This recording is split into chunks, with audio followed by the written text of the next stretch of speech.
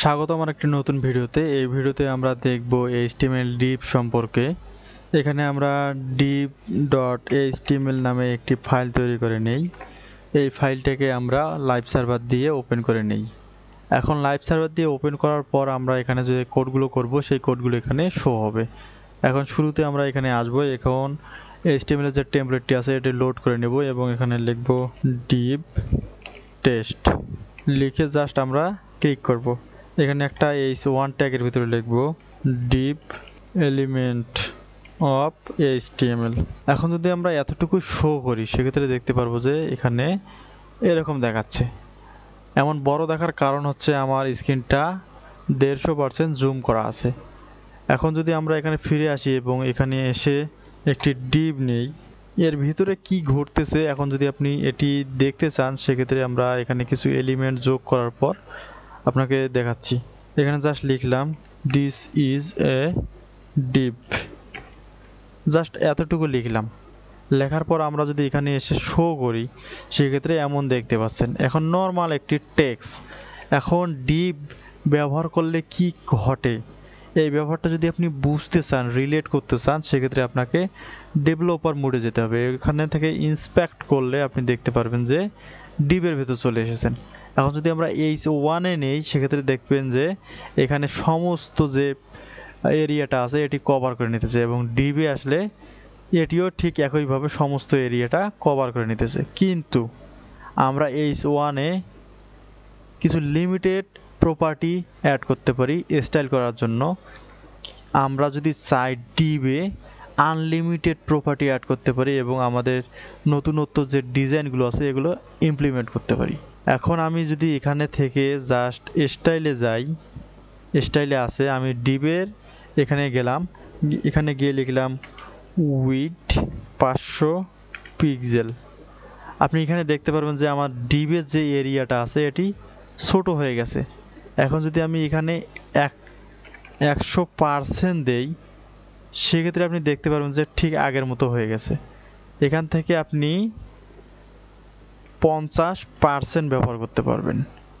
50% ব্যবহার করলে দেখবেন যে স্ক্রিনের 50% আছে। আমি যে এখানে স্টাইলের ভিতরে যে কোডগুলো লিখতেছি উইথ, এগুলো হচ্ছে CSS এর কোড। আপনি যদি CSS নিয়ে আগ্রহী হয়ে থাকেন সেক্ষেত্রে কমেন্ট করতে পারেন। আমরা এই ভিডিওর পরবর্তী সময় থেকে CSS শুরু করব এবং আমাদের ডিজাইনে হালকা পাতলা কিছু CSS ইমপ্লিমেন্ট করা শুরু করব। আমরা এখান থেকে অ্যাড করতে পারি কালার রেড। দেখেন আমাদের টেক্সটের কালার কিন্তু রেড হয়ে গেছে। আমরা এখান থেকে ব্যাকগ্রাউন্ড কালার অ্যাড করতে পারি, ব্যাকগ্রাউন্ড কালার ব্লু। দেখেন আমাদের ডিভের ব্যাকগ্রাউন্ড কালার ব্লু হয়ে গেছে। এখান থেকে আমরা মার্জিন অ্যাড করতে পারি, মার্জিন 50 পিক্সেল দিলে আপনি খুব সহজে বুঝতে পারবেন। এই যে দেখেন আমরা যখন ডিভে হোভার করতেছি তখন দেখেন যে এরিয়াটা গ্রে কালার হয়ে গেছে, হলুদ টাইপের কালার, এই এরিয়াটা হচ্ছে মার্জিনের অংশ। আমরা 50 পিক্সেল দেওয়ার কারণে মার্জিনটা চতুর্দিক থেকে 50% নিয়ে নিয়েছে।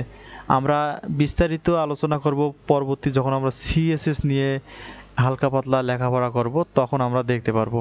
আমি এখানে সিম্পল মার্জিন ব্যবহার করেছি, কিন্তু মার্জিনের ভেতরে দেখেন margin top, margin right, margin bottom, margin left সমস্ত কিছু ব্যবহার হয়ে গেছে। আমরা কিভাবে এই ব্যবহারগুলোকে কন্ট্রোল করতে পারি, কিভাবে আমরা শুধুমাত্র টপে মার্জিন দিতে পারি, বটমে মার্জিন না দিতে পারি, এই ব্যাপারগুলো নিয়ে আমরা CSS-এ বিস্তারিত আলোচনা করব। আজকের ভিডিওতে আপনারা দেখলেন যে ডিভের যে কাজগুলো আছে সেগুলো।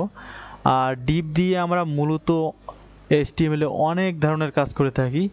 মূলত HTML-এর বেসিক যে কাজগুলো আছে, বেসিক থেকে অ্যাডভান্স লেভেলের যে কাজগুলো হয় সেগুলো সম্পূর্ণটাই ডিভের উপর নির্ভরশীল। কারণ আমরা ডিভ দিয়ে ওয়েবসাইটে ডিজাইন করি, ডিভ দিয়ে ওয়েবসাইটে যে কোনো কিছুকে সুন্দরভাবে প্রেজেন্ট করতে পারি। আর ডিভ এই সেকশনটা ব্যবহার করে আমরা সবথেকে বেশি কাজ করব আমাদের ইন ফিউচার যে ওয়েব ডেভেলপমেন্ট প্রজেক্টগুলো আছে সেখানে। সেক্ষেত্রে আপনাকে ডিভের যে কনসেপ্টটা আছে এটা ভালো করে বুঝতে হবে। আমরা ইন ফিউচার ডিভ নিয়ে আরও বিস্তারিত আলোচনা করব। আজকের ভিডিওটি এখানেই শেষ করছি। যদি ভিডিওটি ভালো লেগে থাকে তাহলে লাইক করবেন, সাবস্ক্রাইব করবেন।